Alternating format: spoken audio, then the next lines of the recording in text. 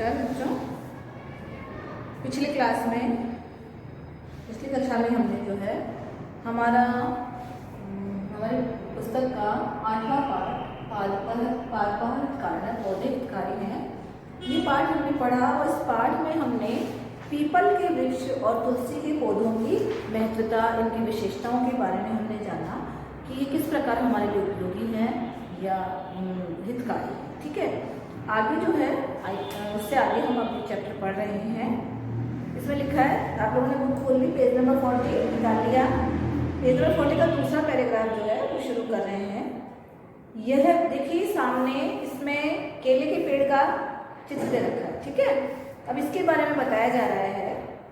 यह पेड़ वृक्ष है, यह वृक्ष 12 मास पर्यंतम फलानि प्रदाय उपकरोति सो अस्ति कदली वृक्ष। यह का मतलब है जो, ठीक है, 12 मास पर्यंतम तक, 12 मास 12 महीने तक,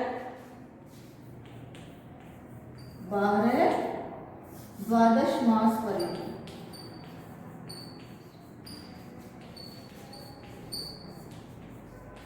इसका मतलब होता है 12 महीने।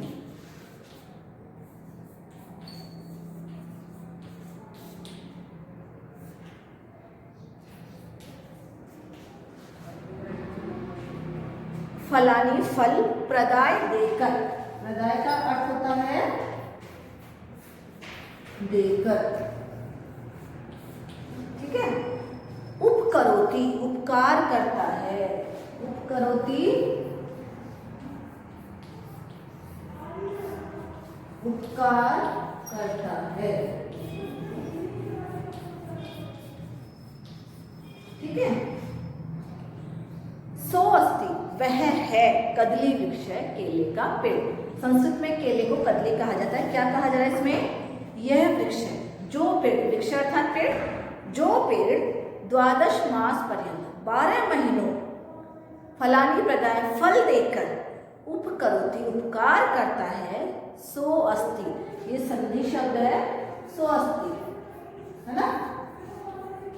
इसमें जो है सह धन अस्ति, इन दो शब्दों का संधि किया गया है। वह है कदली वृक्ष है, वह है केले का पेड़, अर्थात केले का पेड़ 12 महीने फल देकर उपकार करता है। ठीक है, आप भी देखते हैं कि केले का फल जो है, केला जो है वो मार्केट में 12 महीनों में मिलता है। हम चाहे कोई किसी भी महीने में केला खरीदना चाहे, केला खरीद सकते हैं। अस्य फलानि पक्वानि अपक्वानि वा जनाः खादन्ति। अस्य इसके, फलानि फल, किसके फल? केले के फल। अस्य फलानि इसके फल, पक्वानि पके हुए, अपक्वानि और कच्चे बिना पके हुए, जनाः खादन्ति लोग खाते हैं। ठीक है, केले के जो फल हैं वो लोग पके हुए भी खाते हैं और बिना पके हुए अर्थात कच्चे भी खाते हैं।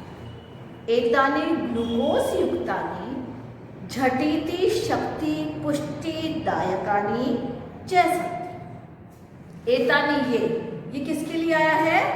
केलों के लिए।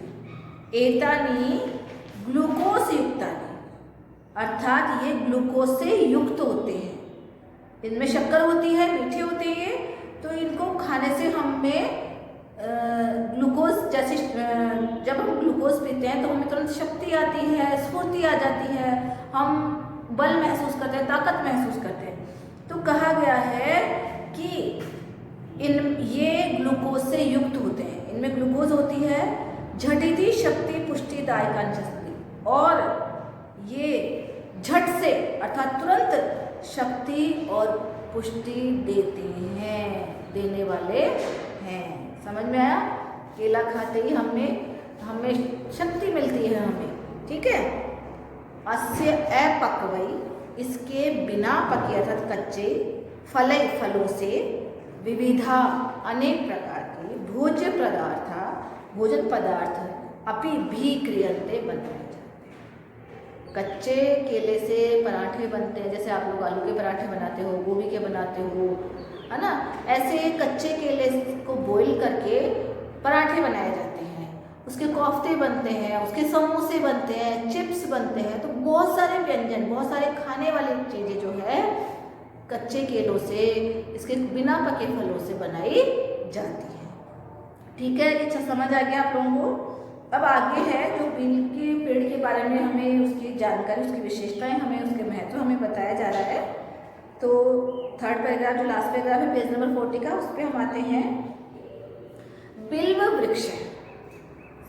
श्रावण के महीने में आप लोगों ने देखा होगा, लोग शिवलिंग पर, शिव जी पर 3 पत्तियों वाला, एक डाली में 3 पत्तियां होती हैं, वो बिल्व पत्र जो है शिव जी पर चढ़ाते हैं, शिव जी की पूजा करते हैं उनसे। तो ये बिल्व वृक्ष होता है, इसमें गोल गोल फल लगते हैं, कच्चे होते हैं, हरे होते हैं, पके होते हैं, पीले पीले हो जाते हैं। इनका जूस भी बनाया जाता है, इनका मुरब्बा भी बनता है, और ये शरीर के लिए बहुत फायदेमंद होता है। इसकी तासीर जो है वो शीतल होती है, ठंडी होती है। गर्मी में अगर आप लोगों ने पिया हो कभी, तो इसका जूस हमें पीना चाहिए, और पिया भी होगा, आप लोग जानते होंगे बिल किसको कहते हैं, ना। तो बिल्व वृक्ष का, बिल का पेड़ आप लोगों ने देखा होगा, बिल्व वृक्ष है। तो बिल का पेड़ तो चिकित्सा शास्त्र, चिकित्सा शास्त्र जिस शास्त्र को पढ़कर डॉक्टर बना जाता है, चिकित्सा के इलाज किया जाता है, चिकित्सा शास्त्र, है ना। बिल्व वृक्ष तो चिकित्सा शास्त्र अर्थात चिकित्सा शास्त्र, चिकित्सा शास्त्र, ये सप्तमी विभक्ति एक चला रहा है, तो चिकित्सा शास्त्र में इसका अर्थ हो जाएगा चिकित्सा शास्त्र में। ठीक है, बिल्व वृक्ष तो चिकित्सा शास्त्र में अति उपयोगी अस्ति, बहुत उपयोगी है। अस्य बीज पत्र फलानि उदर रोग मधुमेह रोगान दूरीकर्तुं शक्नुवन्ति। अस्य इसके बीज पत्र अर्थात पत्ते, फलानी फल, उदर रोग पेट की बीमारी, मधुमेह रोग जो डायबिटीज होती है, चीनी की बीमारी जो होती है ना, मधुमेह रोग कहते हैं उसको, डायबिटीज को हिंदी में, संस्कृत में, मधुमेह रोग को दूर करने में सक्षम है, अर्थात इनको दूर कर सकते हैं। ठीक है, अब आगे पेज नंबर 41 पर आ जाइए। इस पर आमलक वृक्ष, आमलक वृक्ष अर्थात आंवले का पेड़, आमलक, आंवला, आमलक क्या होता है, आंवला। अब आने लग गया मार्केट में, खाते होंगे आप लोग, अचार भी खाते हैं, कच्चा भी खाते हैं, मुरब्बा भी बना के खाते हैं। आंवला, आमलक वृक्ष, आंवले का पेड़।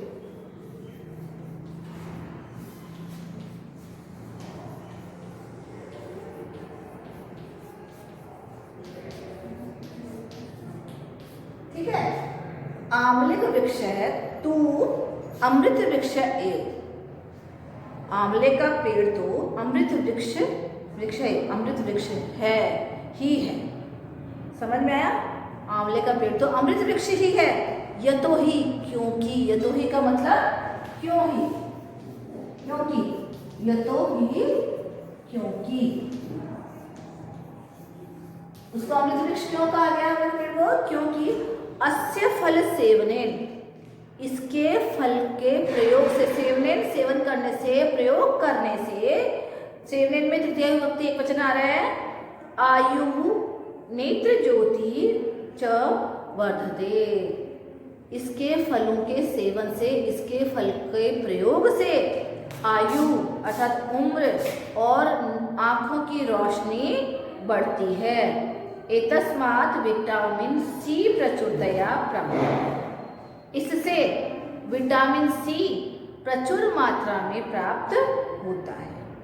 अस्य फलानि खादित्वा, इसके फलों को खाकर वयम स्वस्था भवामः, हम सब स्वस्थ होते हैं।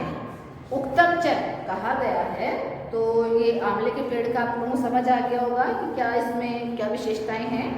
विटामिन सी हमें प्रचुर मात्रा में मिलती है और इसको खाने से हमारी आंखों की रोशनी बढ़ती है, हमारी उम्र बढ़ती है, आयु बढ़ती है, हम अधिक वर्षों तक जीते हैं। और इनको खाने से हम स्वस्थ रहते हैं, है ना। उक्तम च कहा गया है वृक्षामित्राणि च अस्माकं 10 पुत्र समो द्रुमः इत्थम विचार्य कर्तव्यम वृक्षाणाम रक्षणम सदा। इस श्लोक का हमें अन्वय करके दिया गया है वृक्षा अस्माकं मित्राणि सन्ति द्रुमः च 10 पुत्र समम अस्ति इत्थम विचार्य सदा वृक्षाणाम रक्षणम कर्तव्यम। क्या कहा गया है कि वृक्ष हमारे मित्र हैं, वृक्ष हमारे मित्र हैं क्योंकि वृक्ष जो है वायु को शुद्ध करते हैं, हमें खाने के लिए फल देते हैं, आश्रय देते हैं, छाया देते हैं, फूल पत्ते देते हैं, लकड़ी देते हैं, तो अनेक प्रकार से ये हमारे लिए उपयोगी है। और क्या कहते हैं द्रुमः च 10 पुत्र समम, और पेड़ जो है वो इसका देखो वृक्ष का प्रयास है, पेड़ का प्रयास है द्रुमः च 10 पुत्र समम, एक पेड़ 10 पुत्रों के समान है। समझ में आया, एक पेड़ 10 पुत्रों के समान है। इत्थम विचार्य, यह विचार करके, ऐसा विचार करके, इस प्रकार विचार, इत्थम अर्थात इस प्रकार विचार करके, विचार्य विचार करके सदा वृक्षाणाम रक्षणम करता है, हमेशा पेड़ों की रक्षा करनी चाहिए। ठीक है, तो इस प्रकार ये चैप्टर हमारा कंप्लीट हो गया। हमें यहाँ पर 5 पेड़ों का जो है उपयोग बताया है, उनकी विशेषता बताई है, उनका महत्व बता दिया है। आगे देखिए व्याकरण बिंदु में इसमें रखा है धातु। संस्कृत भाषा धातव द्वयो भागयो विभक्ति। संस्कृत भाषा में धातुओं को 2 भागों में विभक्त किया गया है, परस्मैपदिनः और आत्मनेपदी। परस्मैपदी धातु है और आत्मनेपदी धातु, जैसे यथा, जैसे गम लट लकार परस्मैपदी में देखिए गच्छति गच्छता गच्छन्ति, गच्छसि गच्छता गच्छत, गच्छामि गच्छा गच्छत। जो हम लकार याद करते हैं, जो धातुएं हम याद करते हैं वो इस परस्मैपदी में हम करते हैं। और एक होता है आत्मनेपदी, इसमें आया था लभन्ते, है ना, प्राप्यते आए ना हमारे पास, वर्धते, ऐसे शब्द आए हैं। ये होती है आत्मनेपदी, लभते, लभेते, लभन्ते, लब धातु का दे रखा है, लब से, लभेते, लभद्वे, लभे, लभावहे, लभामहे। अब है अव्यय पद। अव्यय किसे कहते हैं? जिनको कि हम किसी भी रूप लिंग वचन काल में बदल नहीं सकते। यस्मिन पदे लिंगम विभक्ति वचनानुसारेण कोऽपि विकार न जाए। जिन पदों में लिंग विभक्ति वचन के अनुसार कोई परिवर्तन नहीं किया जाता है तत्पदम अव्ययम कहते हैं, उन शब्दों को अव्यय कहा जाता है। यथा, जैसे अपि, तु, च, अधुना, एव, अधः, आदय आदि, ये क्या होते हैं? अव्यय शब्द होते हैं। आगे देखिए इसमें आप लोगों को